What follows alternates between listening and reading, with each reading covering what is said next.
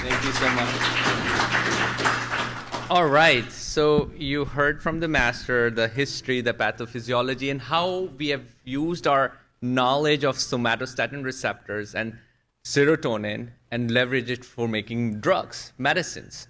Now you've heard of sandostatin, lanreotide, and zermelo, and those are all the key examples how they're truly the backbone of our management. Okay, in this talk, I'll basically give a bird eye view of the therapy landscape. How do we treat metastatic or advanced disease, right?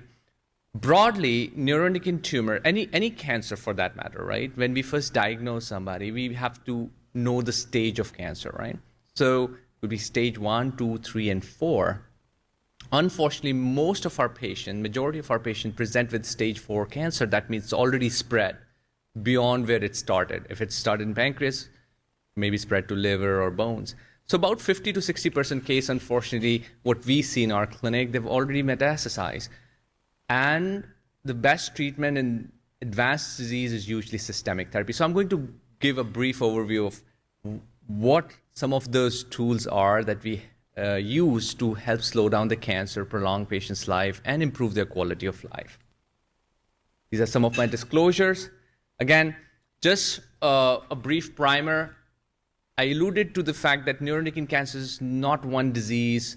It's a spectrum of disease, right? So neuroendocrine cancer can be NETs, or well-differentiated neuroendocrine tumors, or high-grade neuroendocrine carcinomas like small cell or large cell neuroendocrine carcinomas.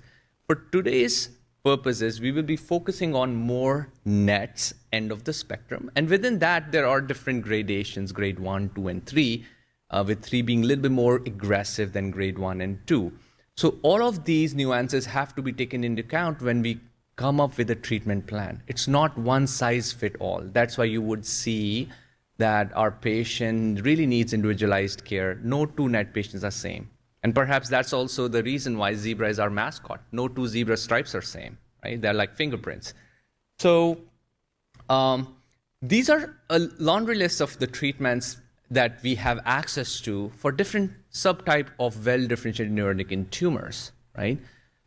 It wasn't long back when we didn't really have a lot of options. I remember the time when I was a resident in New Orleans and we had to send patients to Europe to get PRRT.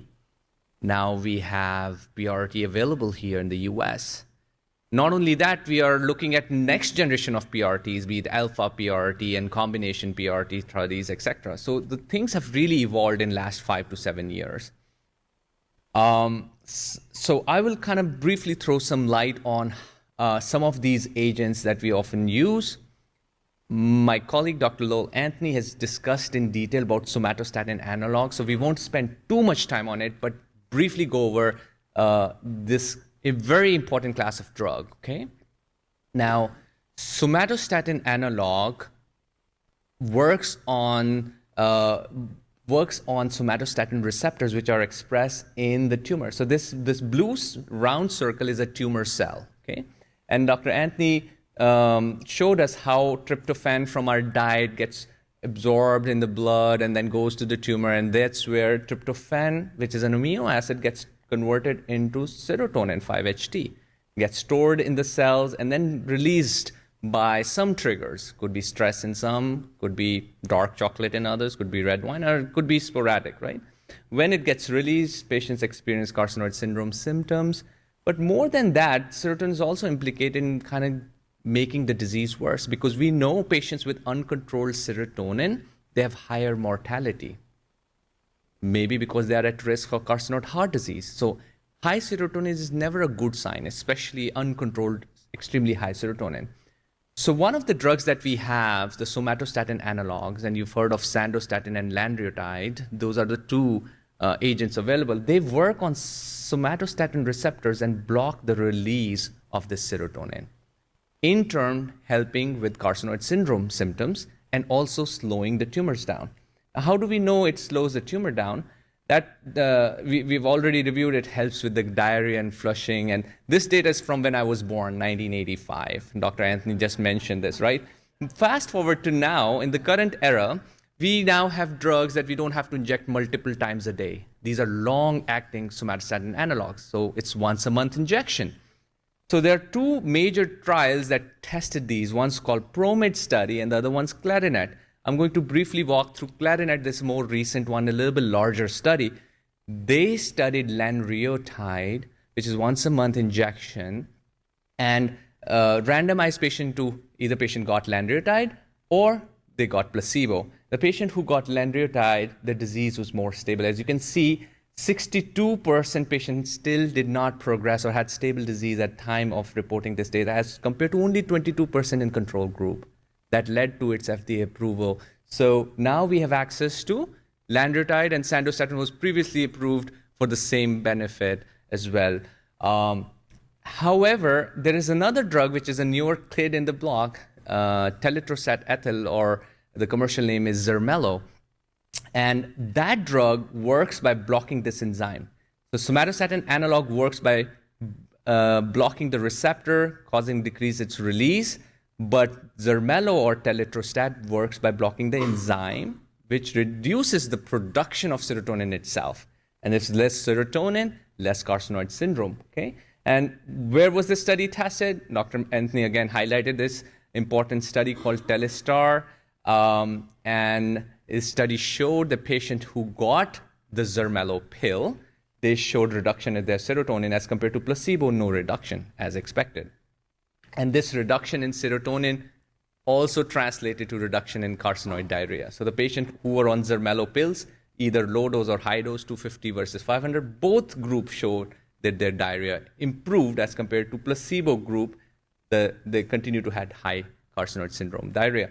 So we have multiple agents now which targets this serotonin somatostatin receptor pathway and not only helps with carcinoid syndrome control, but also helps control the tumor. Zermelo, the exception is it is only approved for carcinoid syndrome diarrhea uncontrolled by sandostatin or lanreotide. Okay?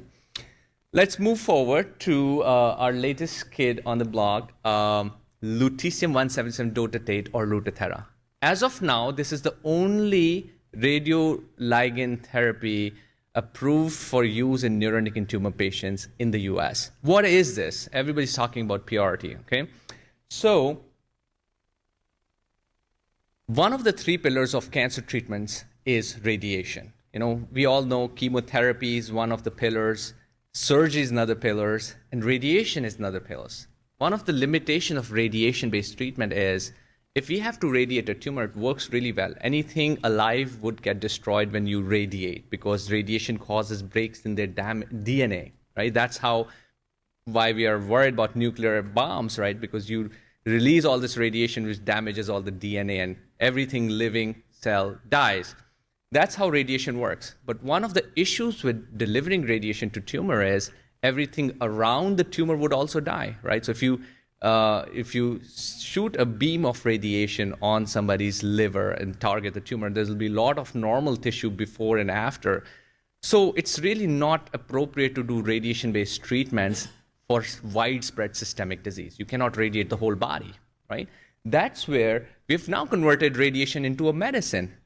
So imagine if we have a drug that we can inject and that drug only goes and attaches to the tumor. If we make that drug radioactive, similarly, the radioactivity only goes and attaches to the tumor, saving all the normal organs from getting unnecessary radiation. And that concept is called theranostics, okay? So here is this drug, which is radioactive, lutetium-177 dotatate. Let's call it Lutathera. And this Lutathera has three pieces to it. This is somatostatin analog, which attaches to the tumor. So somatostatin receptor, this is a linker, and that's the radionuclide, which emits the radioactivity. When we inject it, it goes through the bloodstream into the tumor, which has somatostatin receptors. So most of you must have gotten a PET scan called dotatate PET. There are a couple of different varieties. DetectNet is one, NetSpot. There are different types, but they're all really good in detecting somatostatin receptors. Okay? That's why that scan is so important, not only to diagnose, but also to find if you will benefit from this therapy. Because if the tumor expresses somatostatin receptors, we can use this medicine. It only goes to somatostatin receptors and targets the cancer. Now, the concept is good, but does it work? So this important international study called NETTER-1 tested this particular drug in neuroendocrine tumor patients. And this is perhaps probably one of the best looking outcomes data in cancer study, period. So let me explain you what are we seeing here. So half of the patient got Lutathera and other half did not get Lutathera. They got higher doses of sandostatin, okay? At that time, that was the best acceptable standard of care. Patient who got Lutathera, their disease on an average was stabilized for about 29, 30 months as compared to control group just 8.5 months. That's a huge difference, and that's a median. So, you know, there are patients who did better and then others who didn't do as well. But on an average, the patients who got this radionuclide-based treatment, they did exceptionally better. So the drug works, and based on this data, FDA granted approval, and we now don't have to send patients to Europe to get this really important drug, and they have access to this since 2018 onwards in the US, okay? So that's that. This is one of our real-life examples when I was at University of Kentucky. Look at the scan, dotatate PET scan here. All the black dots are somatostatin receptor positive tumors, right? You can probably not find a single bone and organ where you're not seeing metastatic disease. A lot of disease peppered throughout, liver, spine, bones. And then patient got 4 doses of Lutathera, which is for IV infusion. And look at the post-treatment scan here. There was 63% reduction in the tumor volume. More important, this patient had a lot of pain from bone mets and had drastic improvement in pain, reduction in narcotics and pain medication requirements. So it really helps not only control the disease, but quality of life. So that's the promise of Lutathera. It's now available. And in the last segment of my talk, I'll talk about the newer generation of PRRT, where the field is advancing even further. Another really important tool that we often use, and some of you might have already been on it, is a pill called everolimus or Afinitor. Now, this is already also in use in several other disease types, and one other important cancer called breast cancer. So this is not very unique to NETs. It targets a pathway in the cancer cell called mTOR pathway, which is upregulated. That means it's revved up in the cancer cell, and it's a growth factor pathway. It makes the tumor cell grow faster. So this drug inhibits that and slows the tumor down. How do we know this drug works to control neuroendocrine tumor patient? There was this large study called RADIANT-4, and half of the patient got this drug Afinitor, and other half got a placebo. And the patient who got the Afinitor, that's the blue line, on an average, their disease was stable for about 11 months as compared to only 3.9 months in the control group. So that's why these trials are so important. We know this drug works based on doing the scientific studies. So it's not a voodoo, it's not a fluke. These studies are powered to kind of make sure that this is a true result. It's not by random chance. And based on these results, FDA approved use of this drug for all NETs, be it lung NETs, be it GI or pancreatic NETs, okay? So very important drug, but it can be toxic, so you have to be very careful how you prescribe. A lot of, unfortunately, community doctors, they start at the highest dose, and then most patients are not able to tolerate that highest dose. So you have to go slow, and you titrate up and find what's the best dose the patient can handle, okay? All right, moving on. We also have, you've heard about all sort of hormone-based therapies, the sandostatin, lanreotide. You've heard about radiation-based therapies. You've heard about targeted therapy, everolimus or Afinitor. You never heard of chemotherapy. Well, traditionally, chemotherapy is rarely used in neuroendocrine tumors. These are different type of cancers. These are slow-growing cancers, not super sensitive to chemotherapy. There is, however, one exception, and this exception is CAPE-TEM. This is a pill-based chemotherapy, and CAPE-TEM stands for 2 drugs, capecitabine, temozolomide, and it works really, really well, especially for pancreatic neuroendocrine tumors and higher grade neuroendocrine tumors, regardless of where they are starting from. So that drug works really well, and with that, I'd like to conclude this section of the book. Other drugs are older drugs which have fallen off the favor, and paving way for the better and newer and safer drugs. So the other end of the list includes old school chemotherapy, which we don't use anymore, or interferon-based treatment, but they are there in select case if need. My next segment of the talk will include some novel promising therapies, okay? And this is what we do at Sylvester. This is a big part of our job. So when I'm not in clinic, this is what we are doing. We are writing grants, we are writing protocols, and we are trying to open the latest and greatest clinical trials, both from the industry, from the government, doesn't matter, or our own, which we call investigation, right? So I just want to throw some light briefly on what we're doing. This is how we have made progress from 1982 to now, okay? And it was based on clinical trials. If we didn't study and bring new drugs to our clinic, we would still be using old, toxic, harsh treatment which didn't work very well. And we have moved to an era where our patients are living longer and years and many times decades. The next goal for us is to find a cure for the cancer, okay? And that would come through scientific evaluation of newer promising drugs. So some of those trials are, you've heard about how wonderful the sandostatin and nandrolone, the injectable form of somatostatin analogs are. How about we find a pill version of it, right? So that's one thing that I hear, and of course, nobody likes needles, or many people don't like needles. I know I faint if I have to get stuck, So we have a clinical trial. It's an international study evaluating a pill form of somatostatin analog called paltusotine. Right now, the study is only looking at carcinoid syndrome patients, flushing and diarrhea patients. So we're not really looking at the tumor control aspect of it. However, the study is enrolling right now, and we have opened this study at University of Miami. And we're looking we are very optimistic about this because this study was just reported positive in another hormone disorder patients in a phase 3 trial. So this drug is moving really well in the development. And hopefully this helps our NET patients as well. So those who are interested or have carcinoid syndrome and would like to be considered, we can certainly screen those patients. This is another study that is testing Lutathera or lutetium-177 dotatate versus Capnem. Remember, those are the two drugs I mentioned. Now we have problem of plenty. Which drug should go first, right? And that's where a lot of the patients who come to a NET center is for, hey doc, what should I do next? Just because you have XYZ option, we don't know. Every patient should not get Captem or every patient should not get Lutathera. You really have to tailor that treatment based on what's stress.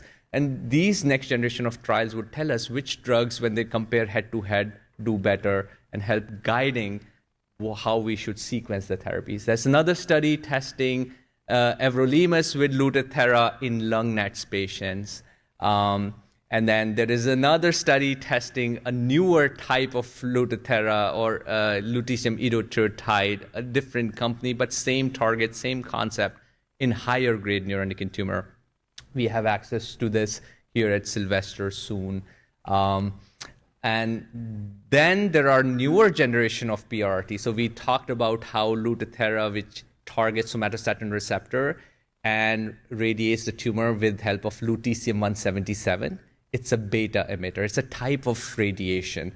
Similar to that, there is lead-212, okay? Sorry for kind of going back into your dreaded chemistry days or, So lead-212 is also a radionuclide, but it emits alpha radiation, okay? And there is some really promising data looking at how well these tumors drugs can work. Look at this example this is patients with all the somatostatin receptor positive tumor, and this is post-treatment, completely gone, okay? Of course, this is still in development, and we have access to alpha PRT studies here at Sylvester as well. So the field is looking very bright and promising, and we have now newer generation of PRT. This is one of our own study where we and our Canadian colleagues have collaborated. It's a government, so it's you and mine, taxpayers' dollars, so our governments have collaborated on testing this concept. So you asked me if a patient who got Lutathera and did really well, had a stable disease for 3 years. Now the cancers finally started growing. The patient would ask me, hey, can I try this treatment again? Unfortunately, right now, it's only approved for 1 time, 4 doses, right? So at progression, we don't know if it is safe or if it works. We do know from our European colleagues that it is safe to do, but there is no prospective data. So we are now conducting this study called Net Retreat study. And if this study shows that, yes, we can retreat with Lutathera at time of progression and it's safe and it works, this will allow our patient to get access to this drug. So the insurance cannot refuse, no, we are not paying for it, okay? Because right now it's not approved for retreatment. So these studies are very, very critical to get access to our patients for these important drugs. There is another study that we are testing in the refractory stage where patients already progressed through Lutathera, and we'll have access to newer type of PRRT called alpha PRRT that I mentioned for those patients who have progressed on Lutathera. So we have all bases covered, okay? So we're not working on one way. We have multi-pronged approach. Different trials might be a better fit for different patients. All right. Some more. Dr. Merchant would give us talk about pancreatic neuroendocrine tumors. And most of what we discussed today was metastatic or advanced disease. But sometimes we get lucky, we catch cancers early. And in that case, yes, our surgeons, they have a curative way to fix these tumors by doing a surgery. But if there are certain high-risk cancers where we have some red flags that they might come back, then we have some trial options where we give limited duration of treatment with chemotherapy with the intention of delaying or preventing relapse, okay?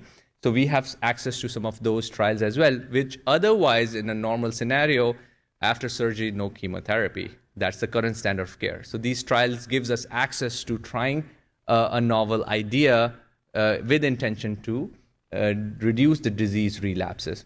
And this is one of the most promising study, which is about to be actually made public in about 1 week. So this study was testing a newer pill called cabozantinib, another targeted therapy for neuroendocrine tumor patient. I can tell you the study is already positive, but we don't have the access to the data. So the data would be just presented about next week in ESMO in Europe. But why it is important for us? Because this would add to our list. We'll now have one more drug add to our tool bag to fight this cancer after this studies unveiled and FDA reviews and approves, which we are hoping that they will allow. Very, very good drug. The phase 2 data was already promising, so I'm glad the phase 3 data was also positive. This study was so good that they had to stop the study before, because the patients who were getting the drug, they were doing so much better than those who were not. It was not ethical to continue, right? So that's the beauty of doing drug development clinical trials. When it works, okay? All right, one of our afternoon speaker, Dr. Del Rivero, who is going to be joining us from NIH. She's also leading this study in a rare subtype of neuroendocrine tumor called pheochromocytoma and paraganglioma, and she'll be talking a little bit about this study in the afternoon section. And I'll finish off with some of our homegrown science, why and what gets us excited and what we feel optimistic about the future of NETs, and that's radiopharmaceutical and theranostics. So we are looking into different types of radiopharmaceutical drugs, not just somatostatin receptor. That's definitely a good target, but there are other targets that we can use like FAPI, integrin. So there'll be a lot more newer type of radiopharmaceutical drugs that we will be testing here at Sylvester in various phase 1 trials. Why do we have to develop new drugs when we have so many options and it already works? One of the problem is they work, but they can work better, okay? Because they currently don't provide us cure. Maybe they extend the life by X amount of time, but can we double that? Can we triple that time? Can we improve the effectiveness? So although we have good results, but we are not where we need to be. So there's a lot more needs to be done. And we have multiple trials. I would quickly glance through it. One of this trial is our own baby. We started back in Kentucky in our lab. You can see treating mice. It looked promising. Drug shipped to us from Germany. We got an NCI grant to do the study, treated our first patient 2020. By the way, that first patient is still doing great, no progression, just 4 doses, guys, 4 doses, and it's in partial response. And we presented data earlier this year. The phase 1 was a huge success that the NCI allowed us to proceed into phase 2. So each trial is about $4 to $5 million investment from government. So they have to be extremely cautious in where to invest. Has to have science, has to have merit, and has to be ethical. Should make sense because we are doing it for the betterment of our patient and the society, right? So the data from phase 1 looks so good that we are now moving into phase 2, which is a much larger endeavor. We'll be testing 200 patients. And us and Kentucky are the first 2 sites in the country to open the study. And Dr. Hussain told me when I was vacationing last week, he already put first patient on the study. But he forgot to take the picture, so I would not forget that. So we are making history here, guys. And hopefully if this pans out, 5 or 10 years from now, we'll have, this drug might be accessible to all the patients worldwide, right? But the advantage of doing clinical drug development and trials is we have such an early access to novel promising agent years in advance, okay? Not only we are testing the importance of the drugs, we are testing newer tests, blood tests. One of the issues with the blood tests right now, they're not super accurate, in terms of monitoring the disease. So we are testing newer type of blood tests which can help us evaluate how the cancer is responding to therapy. One of such is HPG80. So we are studying a lot of science together, and it's not just one study. There's another study that we are testing, evaluating a drug called peposertib. When we first started working with this drug, it didn't even have a name. It used to call a number, M3814. And then when we added radiation-based treatment with M3814, it just knocked off the tumors, So that's my little kiddos, and those are my next projects besides the clinical trials. Yes, in interest of time, I'd just like to stop here. And really, it wasn't really to overwhelm you guys, but to show that there is a light at the end of tunnel. We're working very hard, kind of collaboratively, investigators throughout the US and outside, to kind of bring newer promising therapies to the fore, okay? Thank you so much. And with that, I would like to conclude this session.